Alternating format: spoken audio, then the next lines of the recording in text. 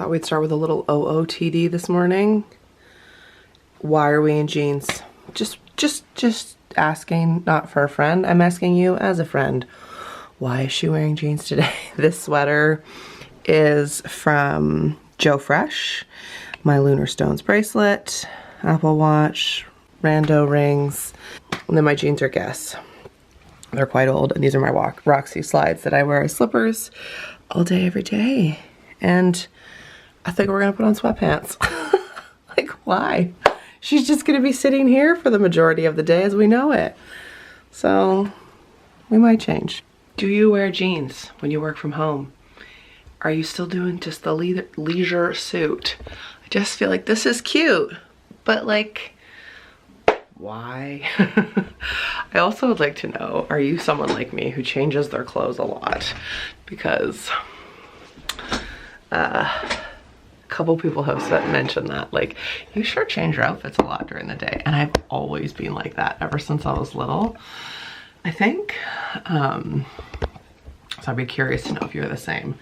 Like, I've already, you know, had pajamas, obviously. Then I wore my yoga outfit this morning. I did an hour of yoga, which ended up being 3 classes, and then an arms toning. And now we're wearing this, and I'm seriously considering, do I change the top and keep the jeans on, or do I keep the top on and put sweatpants on? These are the hard questions we're asking this morning.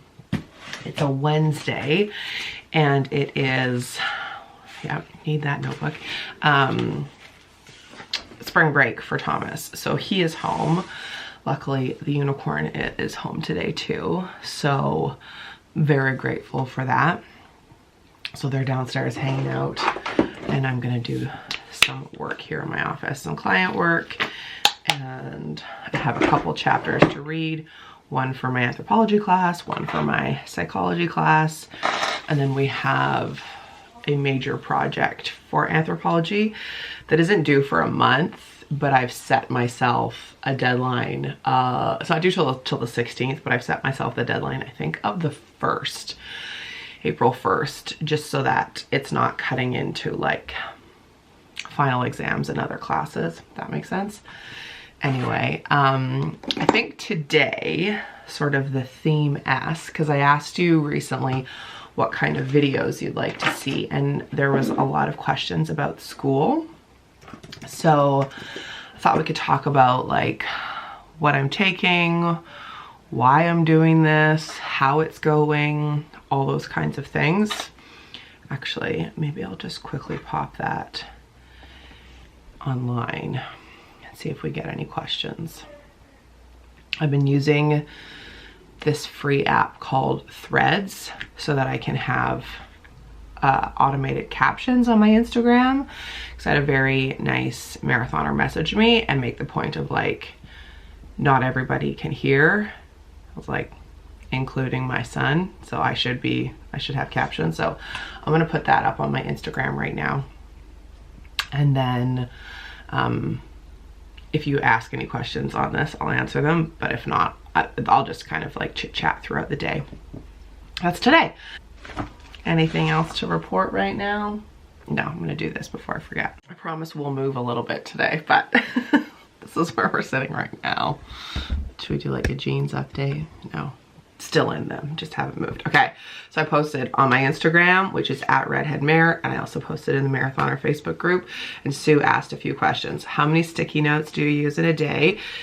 None, unless I'm studying. So then you'll see a lot. This was for an open book exam, so I could quickly know where different subjects were in my notes. I'm not a big sticky notes gal. I'm a big highlighter. I'm a big note taker. Like, even though my anthropology textbook is online, I actually print it out and then highlight it. My psych textbook's online too, but that one I read and then take notes. Sometimes it's nice to, like, I find, actually write it. And yes, I still am old school and use like notebooks. I haven't gotten to the point of like digital note taking yet. Maybe once we're years in, we'll see, but there's just still something like physically writing it. Class demographics, in my psychology class, it's definitely way more like students who are out of high school. This is their first year of college. But in my anthropology and my social work, I definitely don't feel like the old lady. There's lots of more mature students like myself. Okay, what's been your biggest aha moment so far? This is also from Sue. So many. I even wrote a paper about how I feel like the brain exploding emoji. But one most recently has been in my anthropology class, which is women in cross-cultural studies. And something that she said at the very beginning, I never even considered. And she was like, be very aware of who did the research, who did the study, who wrote the textbook, who wrote the paper, and what is their ethnicity, what gender do they identify as, how old are they, where are they from, what's their background. So for example, in anthropology, we talk a lot about how like women perhaps had very different roles in history than we know, but because it was typically a white dude writing the book or doing the research, and typically Christian, they would take their own biases and then put them onto that demographic. And to me, like, to put it into modern day, to be very mindful of who wrote that story about COVID. What news organization? Who are they? Are these facts? Were people interviewed? Did you just read the headline? Like, you know, so when your friend says to you like, oh, did you know? And like fill in the ridiculous blank about whatever. Ask them like, where'd you read that? Who wrote that story? Curious. So that's just one of the most recent ahas, but there have been so many. Like, didn't know Canada had slavery. It was rampant. Like, there's another just like, what? So many, so many. Christy asked, have you learned anything surprising or changed a point of view that you didn't think would change? Yes. I don't know if I didn't think my point of view would change, but what I've realized is like, even though I finished high school, I did a year of post-secondary, then I did 2 years of BCIT, then I had a decade-long career as a journalist. I feel like I'm very well read. I was still so ignorant about so much, especially when it comes to racism in our country. Like, so much to do with the indigenous peoples, Black people, the BIPOC community, just all of it. And that started before I started school. Like, that started for me like last March, April. Actually, while we're on that topic, this is the book that I'm listening to right now that I would 10 out of 10 recommend. It's called So You Want to Talk About Race. I'm listening to it on the Libby app, which is the free library app if you have a library card. I don't know how to pronounce her last name. Ijeoma Oluo. Sorry if I butchered that, but this is fantastic. I think what's been surprising to me is just like how much I don't know, how much I'm willing to learn, how often I just sit there quietly and listen. And in case you aren't familiar, I'm in my second year of post-secondary. I'm going to college right now. I've applied to 2 different universities for the fall, both online, but not in my hometown. So I would have to travel, I think, for a week at a time, just once, to do my bachelor's of social work, and then to continue on, I think, to get a master's in social work or a master's in counseling psychology, and with the end goal of being a therapist. Yeah, which I'm really excited about, to take everything I've learned personally and then take everything I've learned academically, mesh them together to provide a wonderful service to help other people. If I have any more questions, I'll let you know. also maybe go down and get another coffee. Something that's interesting too is this time last year, I didn't know I would be in school. I've been thinking about going back to school. It's kind of been in the back of my mind. But for me, that's a huge positive of COVID, is being able to access these classes virtually over Zoom. Not just doing stuff on my own has been so wonderful. And it also just gave me the time to like sit and think, like, what do I actually want my future to look like? And starting to do some coaching, which I'm still doing. If you're interested, you can contact me, you can message me. There's stuff on my website about it. Doing like coaching marathoners virtually over Zoom really solidified it for me, like how much I loved doing that and how much I would love to be of service, but be of service in a way that, in a much more educated way. So that's why we're doing this. So you inspired me. Thank you.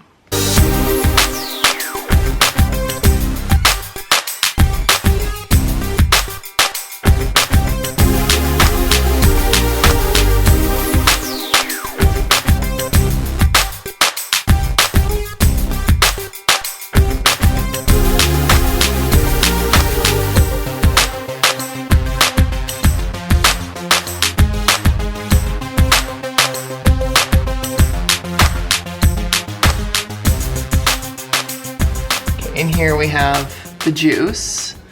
Now I'm just trying to decide if can't see me, hi. Now I'm just trying to decide if it's gonna be a ginger shot or it's gonna be a juice, like just to drink. Because there wasn't a ton of ginger. She says that before she tastes it. Cheers.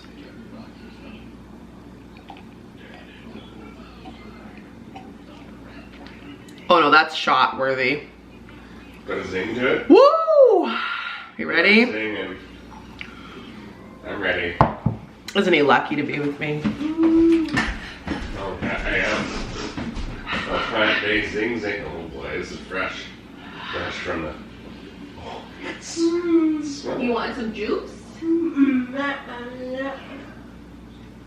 Yeah. What do you? Oh yeah. Whoa. You feel that burn some stuff in your throat? Oh yeah, that clears some. I have actually left. I know it doesn't look like it. Went to the dentist to get fitted for a super sexy night mouth guard because I've been waking up with a lot of jaw pain, which is then like headache and neck pain, and apparently I'm like clenching my jaw when I sleep. Great. You know in yoga when they say like relax your jaw? That's me always, like tense jaw, tense tongue. And then we had some lunch and I just had a meeting about one of my classes. It's so nice out. I just want to be outside, but I have all the reading, all the studying. But when we were out, I picked up an order that I placed at Indigo. So I thought I would show you what I got. They're having a sale. It'll probably be over by now, but they're always pretty much having a sale. But they had 2 for $15, so I got a couple of fiction. I've been really into reading fiction in the last year. I used to not be, like I probably hadn't read fiction seriously in like a decade or two. I've always been a self-improvement or biography gal, but I find like with school, I'm just informationed out, like educated out. So I've been into reading fiction. I read The Guest List by Lucy Foley and I would definitely recommend it. So I picked up this one. It's called The Hunting Party. I found The Guest List so easy to read, like really nice short chapters. And this one looks to be the same. A Recipe for a Perfect Wife is another one that I picked up by Karma Brown. I'll put the titles below if you want to look up the synopsis yourself. But those looked really interesting to me. The Rose Code by Kate Quinn. Quinn's a great name, one of my beautiful beloved niece's names.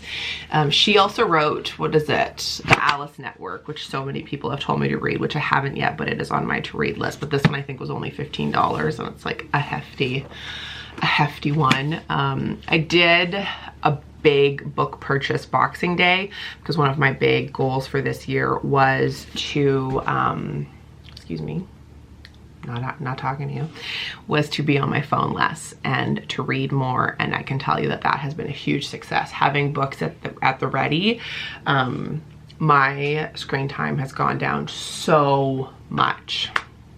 Very, very proud of myself.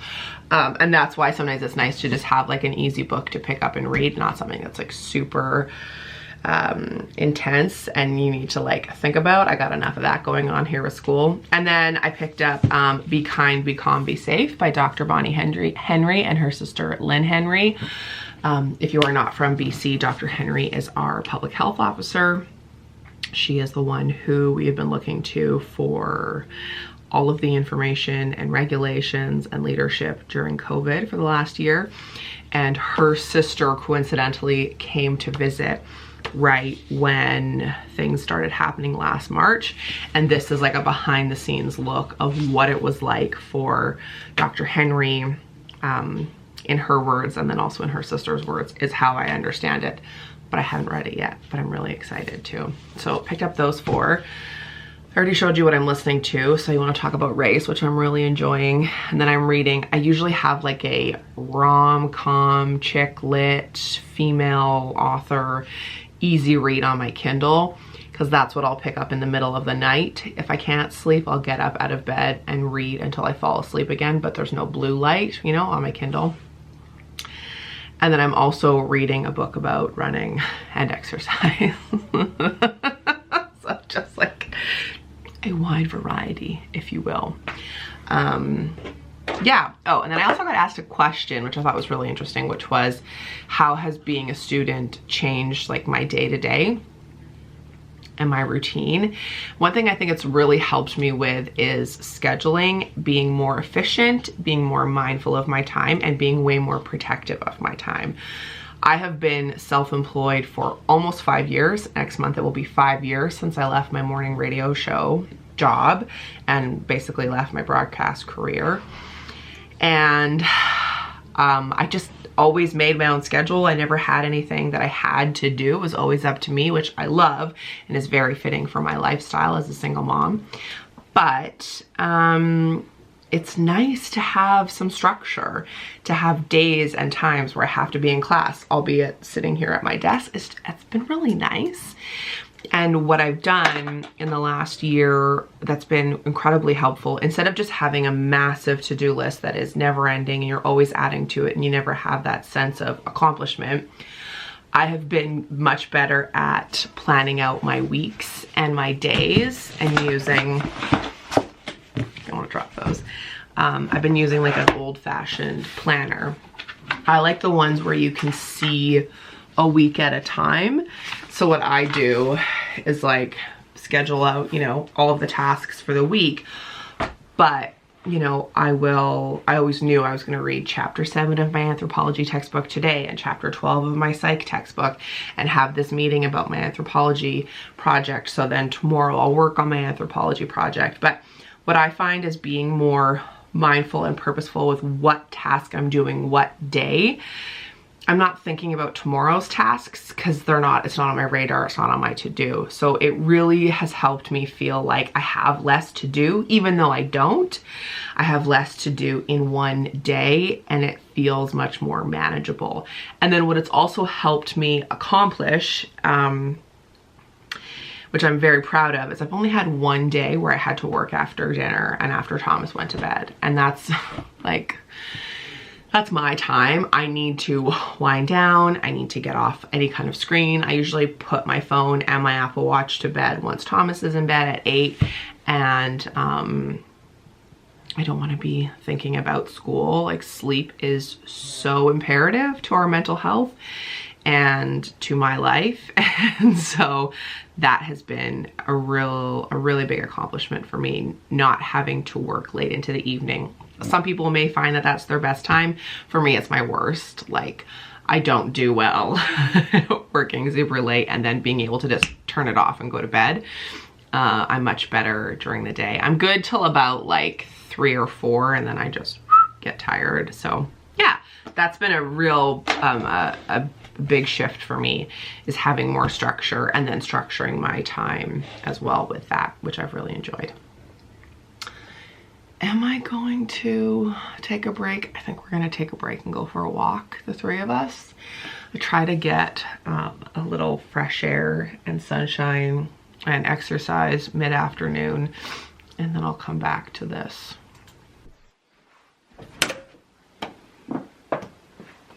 Hello, who's in my room? My office. How you doing, bud? Got Thomas here. Changed my outfit, but for good reason. We're gonna go spin. You come downstairs and hang out with me? Yeah? Okay. Okay, I'm gonna go do a spin class that starts in 7 minutes. Got some more work done. We did go for a walk, so that was good. Got some fresh air. And now I'm gonna go sweat. So far done yoga and a walk and spin. Feeling good today. Hero, I would say working out from home has helped with school immensely. Okay, gonna go hold all the, anyone else carry all the things when they do things? Come on, son.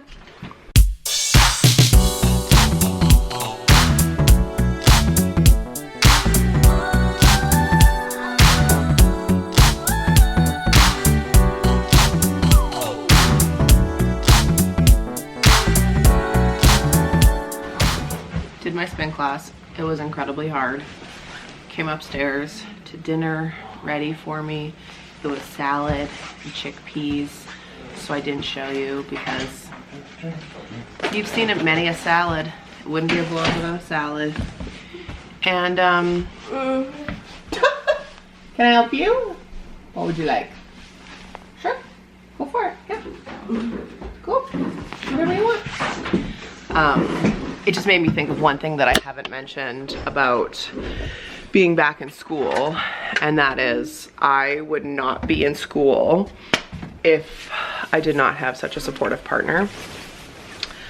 Like, if he didn't live here, if he wasn't so supportive, there's no way I could be doing this, like doing everything I do without him. So I know in the last video I said he was right, and now in this video I'm like singing his praises, but it's true. Like, there's no way I would be doing it without him. So that's one part about being in school. And now what are we doing? We're going for another walk because we haven't exercised enough today. Ready? What? Boom. Want an elbow bump? Boom. I don't know why I always think to say goodnight to you by the light of the TV, but that's what's happening. We went on our second walk, got gas, car ride, did all the bedtime things. Thomas is in bed. We're gonna watch some Frasier. We're on the last season. It's on Crave if you're Canadian. And if you haven't watched it, 10 out of 10 recommend. He's watching it for the first time. You're enjoying it? Love it. Love it. I'm gonna answer one more question about being a student. I got a question about how do I manage to get everything done, like schoolwork, assignments, studying, reading, classes, plus my business, relationship, parent, friendships, all that kind of stuff. I have never been so like precious with my time as I have been since I started school last September, and it's really helped me reduce my screen time. Like when I'm at my desk, sometimes I have to physically put my phone like face down away. That was one thing I really noticed when I first started, was because it's been a very long time since I was in school, I didn't have the distraction of a smartphone, and it can be very distracting. So my phone's always on silent, fun fact. It's been on silent for years. But now it's like face down, ignore. So when I'm working, and I'm very like mindful about that. And I think that that's been a huge help for me, because you get so easily distracted. If you quickly check your email or quickly check your phone, it takes 15 minutes to get back to being the amount of focus that you were before you did that. And when you have such a finite amount of time to get work done, that makes a big difference. So that helps me. And also my girlfriend Shan, who has her bachelor's degree already, when I first started school, like last fall, I asked for her advice and she said to me, like, done is better than perfect.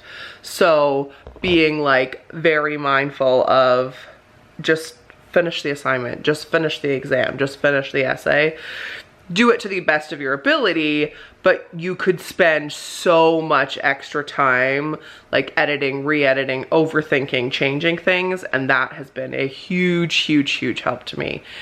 Like, even C's get degrees, and done is better than perfect. So yeah, those have really helped me.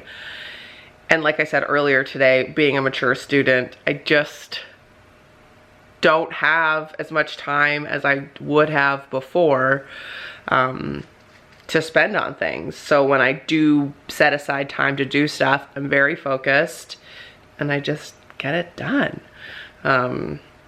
Yeah, so I hope today was helpful. I hope it was interesting. Oh, and also, sorry, one more last question. Denise asked, how much more time do I have left of school? I don't know. I've applied to school for the fall, different schools, to do my bachelor's of social work, but they wouldn't tell me whether I had enough credit until I actually applied both of the schools. So I'm hoping I have enough credit to start this fall, and then it will be 2 years to finish my bachelor's and then 1 more year to finish my master's, so 3 years in total. But in theory, I could start working after 2 years. If I don't have enough credit, I am going to contest like hell so that I do. And if not, I'll do another year of college and then 2 more years of university and then another year of my master's. So it's either 3 more years or 4 more years until I finish my master's.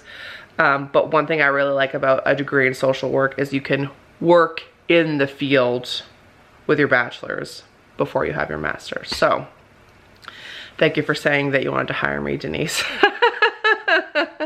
I would love it if you could too. But that's it for today's video. I hope you enjoyed this follow me around vlog, although I feel like all you did was hang out in my office for most of it, which is just an honest depiction of my day. Thanks for watching. Lace up, subscribe, become a marathoner. Life's not a sprint, it's a marathon. Let me know what other kinds of vlogs you'd like to see. And that is my cue. Oh, the TV is changing. Great. I'll see you in the next one. Bye.